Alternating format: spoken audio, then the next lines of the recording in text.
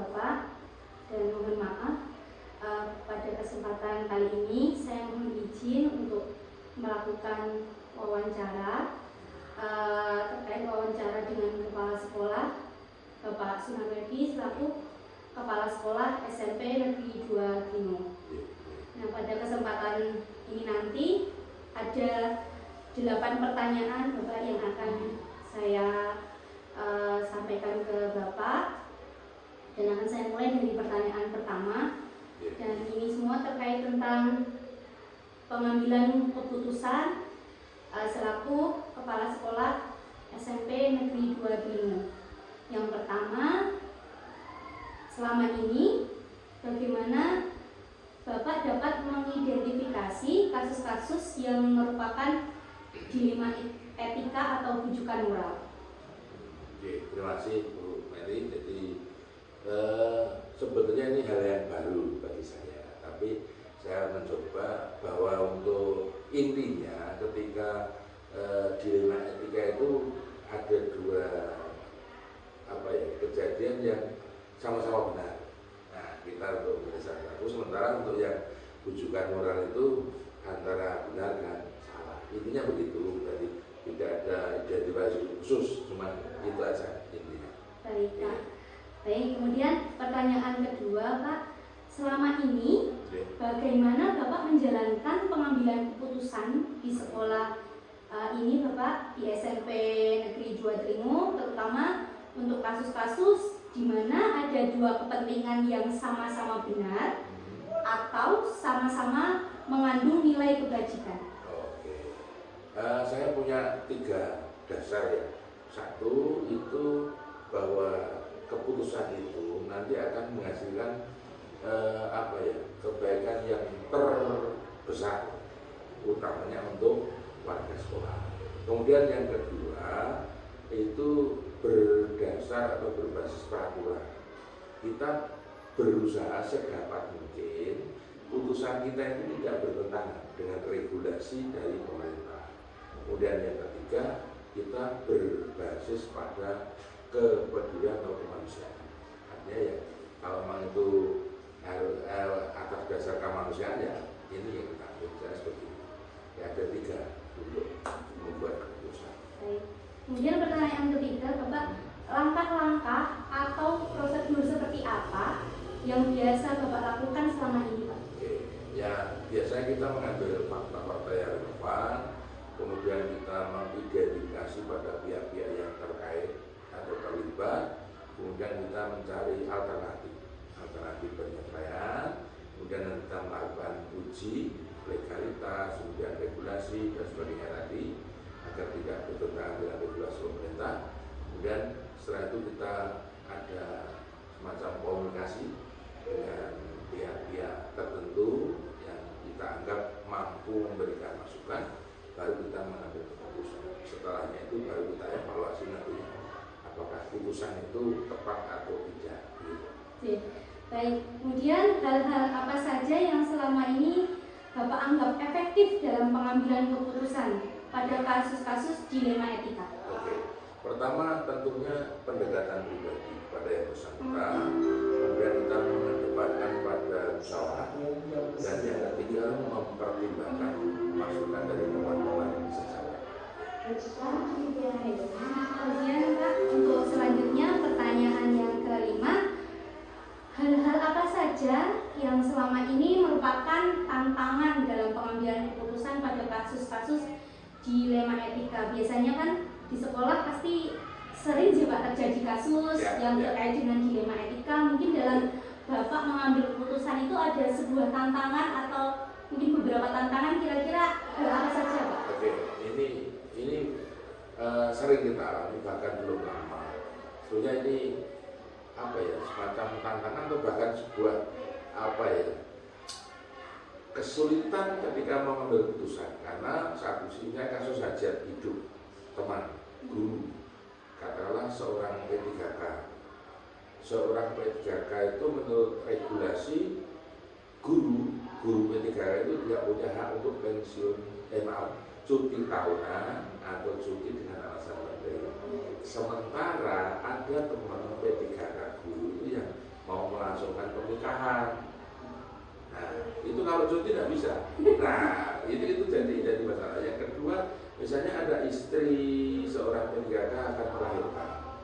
Nah, ini pun tidak bisa menurut aturan untuk cuti mendampingi. Tapi kita juga atas dasar kemanusiaan ya, kita harus mengambil keputusan yang bersangkutan bisa mendampingi istri, ya, mendampingi istri untuk melahirkan, ya. Terus sementara untuk tugas bisa didelegasikan kepada teman sejawat. Nah seperti itu. Jadi memang ini kalau mendampingi istri itu kan wajib, benar. Tapi meninggalkan tugas salah. Tapi karena ini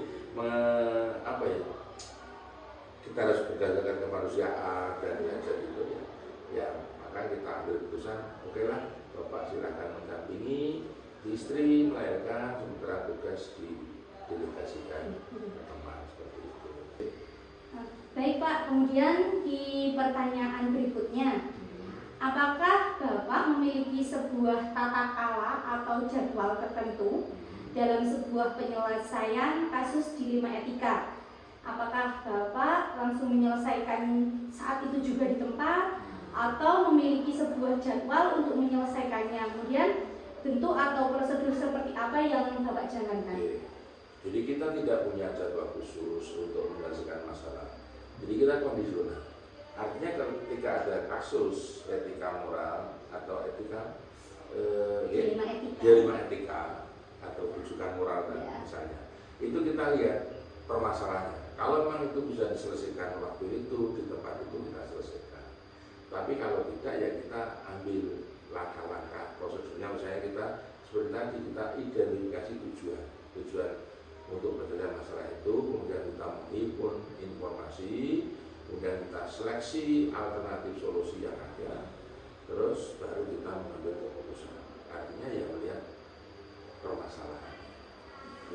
Baik, kemudian pertanyaan berikutnya, dalam mengambil keputusan Bapak, adakah seseorang atau mungkin faktor-faktor apa yang selama ini mempermudah atau membantu Bapak dalam pengambilan keputusan, utamanya dalam kasus-kasus dilema etika? Ya, oke. Saya selalu komunikasi dengan wakil kepala saya.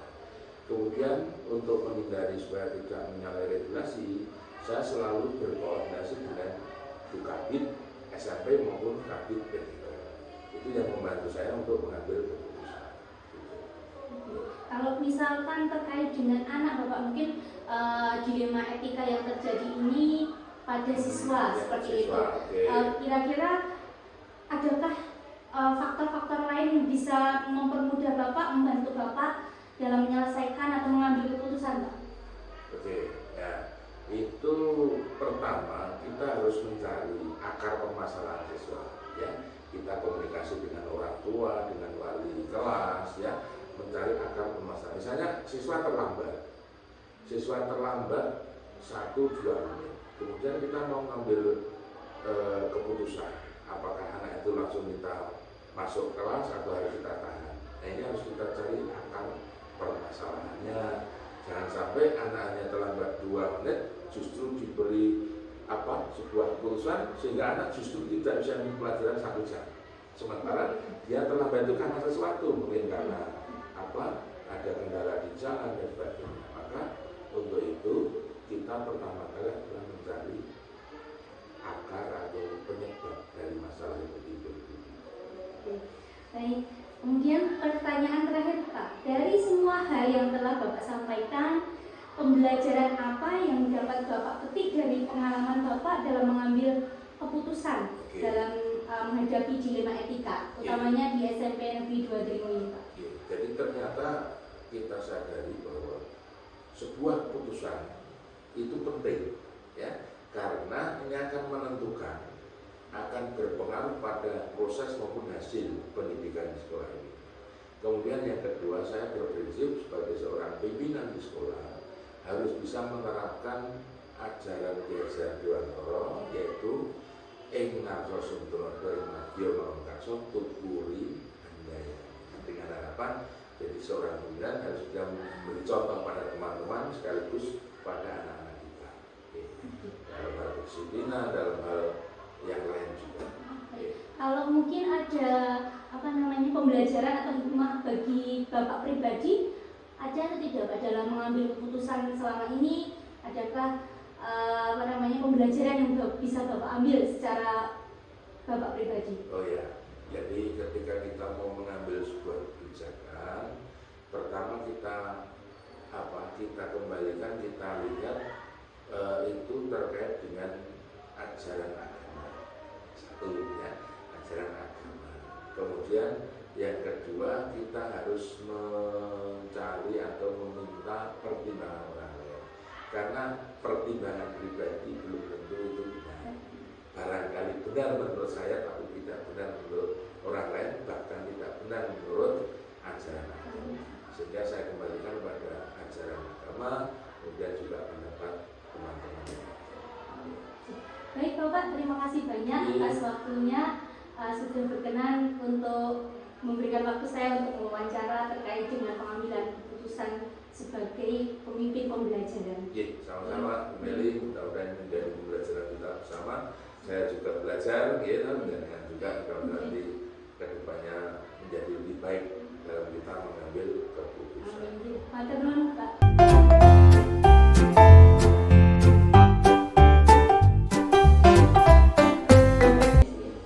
Selamat pagi Pak Ferdi. Ya, selamat pagi Bu Meli. Terima kasih atas waktunya Pak. Senang berjumpa dengan Pak Ferdi kembali, dan pada kesempatan pagi hari ini izinkan saya mengajukan beberapa pertanyaan kepada Bapak selaku Kepala Sekolah SD Negeri 1 Banjarharjo Bapak. Ya, siap untuk membantu. Nanti insya Allah apa yang kami bisa akan kami jawab. Baik Pak, saya mulai bisa Pak? Ya, siap. Di sini ada 8 pertanyaan nanti Pak. Ini saya akan menanyakan mulai dari pertanyaan yang pertama. Ya. Ini merupakan pertanyaan tentang dilema etika atau bujukan moral Pak. Jadi selama ini bagaimana Bapak dapat mengidentifikasi kasus-kasus yang merupakan dilema etika atau bujukan moral, terutama yang terjadi di SD Negeri 1 Banjarharjo ini Pak? Ya, Bu Meli, apa yang telah kami alami untuk menangani kasus-kasus yang ada di SD 1 Banjarharjo, terutama tentang dilema etika, memang ya tidak banyak, tapi pernah terjadi. Ada kasus-kasus yang ada ketika anak-anak membuat sebuah kesalahan, itu semuanya dari laporan dari Bapak Ibu guru yang bersangkutan. Kemudian kami dalam mengambil tindakan, pertama kita juga mengingat bahwa sekolah kami sangat membutuhkan siswa, tetapi siswa sendiri itu juga karena melanggar disiplin, kami juga harus ambil tindakan. Pertama misalnya kita kita beri surat peringatan kepada wali, kemudian kita panggil ke sekolah, kita musyawarahkan antara wali dan juga anaknya sendiri untuk memberikan sanksi, minimal ya sanksi kedisiplinan itu sendiri, tapi tidak sampai pada tindakan dikeluarkan dan sebagainya. Jadi sanksinya sanksi semacam ringan gitu, dalam rangka nanti kita kita didik selanjutnya, karena tugas guru di samping mengajar, membimbing adalah yang paling utama. Baik Pak, untuk pertanyaan kedua, selama ini bagaimana Bapak menjalankan pengambilan keputusan di sekolah Bapak, terutama untuk kasus-kasus di mana ada dua kepentingan yang sama-sama benar atau sama-sama mengandung nilai kebajikan? Terima kasih Bu Meli. Ini agak sulit juga untuk menentukan pengambil keputusan yang sifatnya hampir sama ini. Semuanya benar dan baik, tapi kami memprioritaskan mana yang lebih baik, itu yang kita ambil terlebih dahulu, baru kemudian nanti yang baik di taraf berikutnya baru kita ambil langkah selanjutnya. Baik Bapak. Kemudian pertanyaan ketiga Pak, langkah-langkah atau prosedur seperti apa yang biasa Bapak lakukan selama ini Pak? Ya, mengulang di jawaban yang pertama, untuk menangani kasus itu kami pertama melayangkan surat peringatan pada orang tua, kemudian memanggil orang tua, kemudian anak sudah kita temukan, kemudian kita musyawarah dengan guru, dengan komite sekolah. Di situ kita ambil sebuah keputusan dengan hasil musyawarah yang terbaik. Nanti langkahnya seperti apa, itu nanti baru kita sampaikan kepada yang bersangkutan untuk langkah-langkah selanjutnya. Baik. Pertanyaan keempat Bapak, hal-hal apa saja yang selama ini Bapak anggap efektif dalam pengambilan keputusan, utamanya pada kasus-kasus dilema etika? Oke Mbak Bu Meli, selama ini yang kami lakukan bahwa dalam menghadapi sebuah kasus biasanya kami satu mohon atau musyawarah dengan Bapak Ibu guru karyawan yang ada, dan kita mendatangkan tokoh masyarakat dan juga terutama adalah komite sekolah untuk bermusyawarah tentang kasus ini, sehingga nanti segala keputusan, segala tindakan yang kita ambil itu sudah hasil musyawarah kita bersama. Kemudian pertanyaan selanjutnya, hal-hal apa saja yang selama ini merupakan tantangan dalam pengambilan keputusan pada kasus-kasus dilema etika? Mungkin di sekolah Bapak ada, atau Bapak sendiri merasakan tantangan pada saat Bapak mengambil keputusan, itu seperti apa kira-kira Pak? Ada atau tidak, atau bagaimana? Ya, sebenarnya ada. Di antaranya adalah seperti kasus yang terjadi, saya sendiri adalah penduduk pribumi dan tetangga dari sekolah ini, karena jarak kami dari sekolah itu hanya 50 meter. Jadi memang saya selaku warga yang di dusun Mundok ini sendiri, sehingga saya tahu persis lingkungan masyarakat kami, sehingga memang itu sebuah dilema dalam mengambil keputusan. Akan saya tindak tegas, itu tetangga, itu masih saudara, tapi kalau tidak, itu juga mengganggu kegiatan pembelajaran di SD 1 Banjarjo, sehingga bagaimanapun juga untuk ini kami harus bermusyawarah dengan stakeholder yang ada di SD Negeri 1 Banjarjo agar semuanya bisa berjalan lancar. Baik. Kemudian pertanyaan ke-6, apakah Bapak memiliki sebuah tata kelola atau jadwal tertentu dalam sebuah penyelesaian kasus, utamanya dilema etika? Apakah Bapak langsung menyelesaikan di tempat atau memiliki sebuah jadwal untuk menyelesaikannya? Bentuk atau prosedur seperti apa yang Bapak jalankan? Oke, untuk pengambilan keputusan kami selalu mengedepankan sebuah musyawarah. Ya, betul-betul kami jadwal. Kalau kami sendiri yang memutuskan, itu nanti kalau terjadi sebuah yang negatif, itu yang tanggung hanya saya sendiri. Tapi kalau sudah itu ada prosedur, ada penjadwalan, misalnya kapan harus bertemu, dengan siapa saja yang harus mengikuti musyawarah, itu segala keputusan nanti baik buruknya sudah kita tanggung bersama. Begitu Bu Meli? Itu ya Pak, jadwal yang sangat bagus sekali menurut saya. Kemudian berikutnya Pak, adakah mungkin seseorang atau faktor-faktor apa yang selama ini mempermudah, membantu Bapak dalam mengambil keputusan dalam kasus-kasus di dilema etika, utamanya di sekolah ini Pak? Terima kasih untuk pertanyaan selanjutnya, bahwa dalam kami menyelesaikan masalah-masalah yang ada di SD Negeri 1 Banjarjo selama ini adalah kami betul-betul dengan job depression yang ada di SD Negeri 1 Banjarjo, kemudian ada teamwork yang ada. Alhamdulillah semuanya mudah, baik dari guru, karyawan, itu sangat membantu dalam mengambil sebuah keputusan-keputusan, terutama dalam kasus-kasus dilema etika. Kemudian juga masyarakat, tokoh masyarakat, kemudian komite sekolah betul-betul sangat mendukung kegiatan yang ada di SD Negeri 1 Banjarjo, apalagi dengan kasus-kasus tertentu yang kita hadapi. Begitu. Jadi kesimpulannya seperti ini Pak, kekompakan dan kerjasama dari semuanya seperti itu ya. Itu teamwork yang kita bentuk harus betul-betul solid. Alhamdulillah. Itu lebih mempermudah Bapak dalam mengambil keputusan. Betul. Baik, untuk pertanyaan terakhir Pak, dari semua hal yang telah Bapak sampaikan tadi, kira-kira pembelajaran atau hikmah yang bisa Bapak petik dari pengalaman Bapak sebagai pengambil keputusan dilema etika utamanya di sekolah ini seperti apa Pak? Pelajaran yang bisa Bapak petik? Yang pertama, dari kasus yang ada itu kami dari sekolah dan juga dari Dewan Guru itu banyak hikmah yang kita ambil, seperti misalnya kita harus koreksi diri dengan kejadian-kejadian itu agar nanti di kesempatan lain tidak terjadi kembali.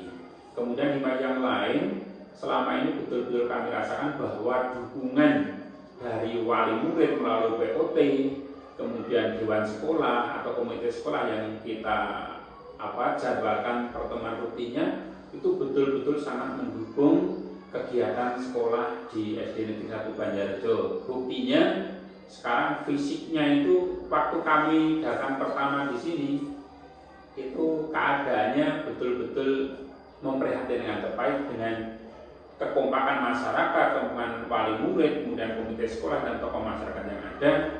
Alhamdulillah SD Negeri 1 Banjarjo sekarang sudah mulai eksis kembali, dan dilihat dari itu perkembangan siswanya sudah mulai banyak begitu. Terima kasih itu Bu Meli. Baik Bapak, terima kasih atas waktu yang diberikan. Alhamdulillah semua pertanyaan yang saya sampaikan sudah terjawab dengan baik Bapak. Sekali lagi saya mengucapkan terima kasih atas waktunya, dan saya berdoa semoga SD 1 Banjarjo selalu sukses, maju ke depannya jadi sekolah yang terbaik. Terima kasih Bu Meli atas kepercayaannya untuk wawancara di SD Negeri 1 Banjarjo.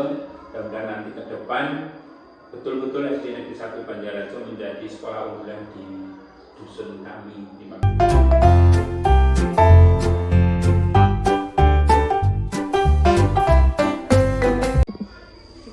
Selamat pagi Bu Parmi. Selamat pagi Mbak Yeni. Senang bisa bertemu dengan Ibu.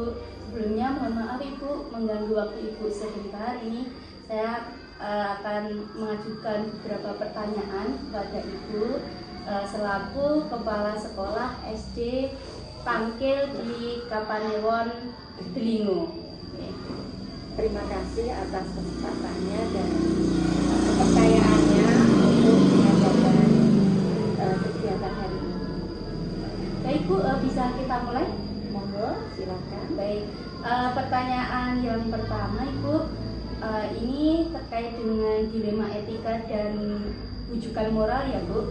Yang pertama, selama ini bagaimana Anda dapat mengidentifikasi kasus-kasus yang merupakan dilema etika atau rujukan moral terutama di sekolah ini Bu?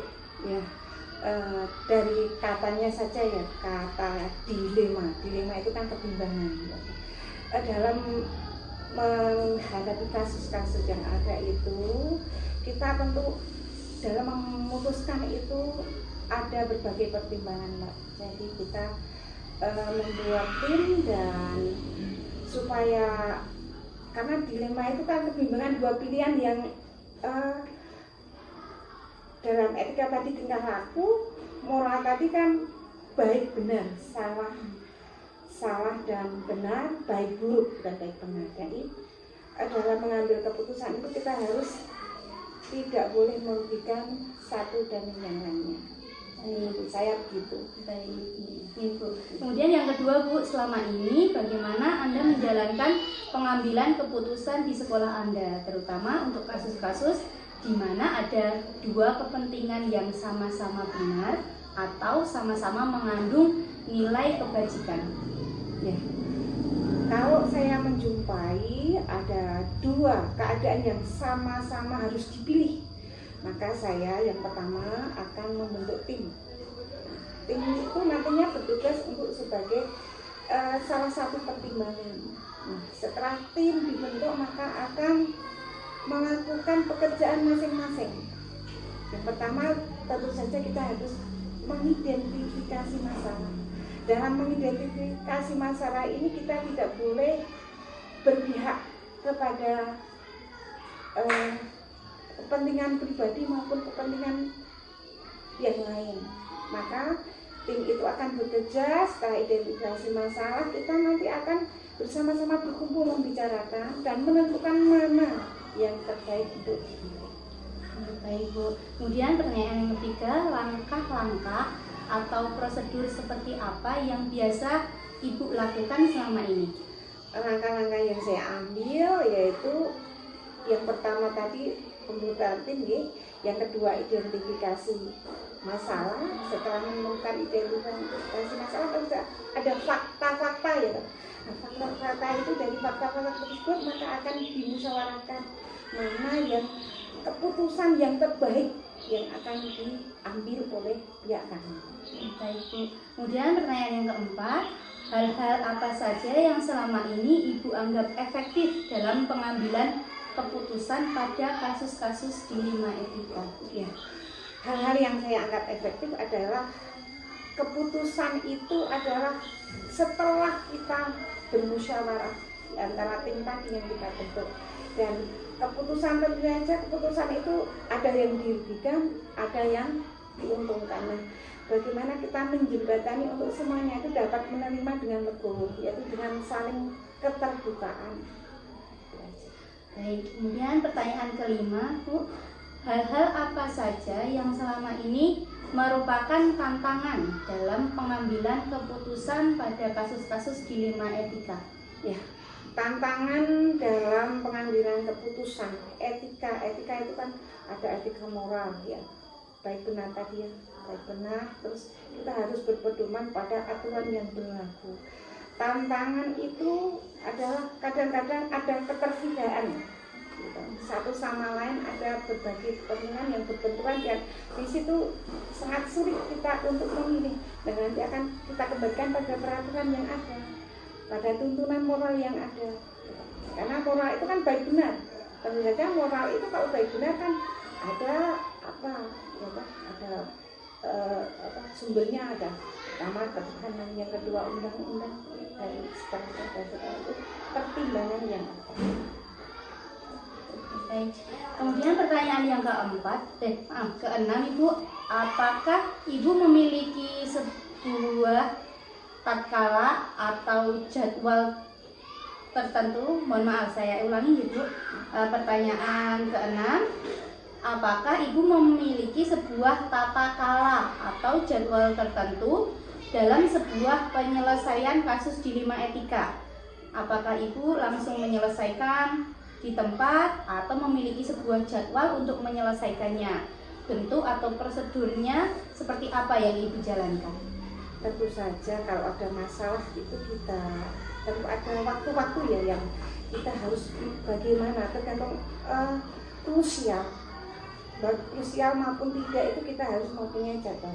Karena kalau dalam masalah itu kan memanggil beberapa orang itu kita sendiri-sendiri dulu baru bertemu, dan fakta-fakta yang kemarin setelah diajukan kan kita rundingkan apakah ini benar gitu.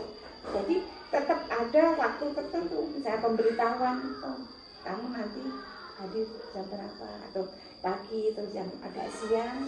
Nanti setelah kita bertemu nanti bermusyawarah dan kita analisis apa yang jawaban mereka, karena kita tidak boleh itu langsung benar.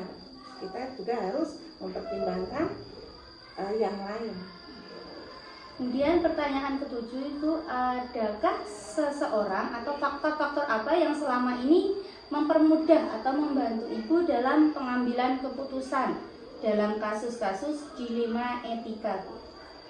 Faktor-faktor yang membantu saya dalam menyelesaikan dilema etika adalah kekompakan tim yang pertama. Yang kedua adalah setiap orang itu punya attitude dan punya kecerdasan, yaitu kecerdasan IQ, kecerdasan spiritual, yaitu ada lagi satu kecerdasan yang semuanya itu dapat kita gali, dan orang yang cerdas secara moral maupun secara intelektual akan menyelesaikan segala sesuatu itu berdasar analisis, bukan emosi sesaat. Baik, Bu. Ini pertanyaan terakhir, Ibu. Dari semua hal yang telah disampaikan, pembelajaran apa yang dapat Ibu petik dari pengalaman Ibu mengambil keputusan dilema etika?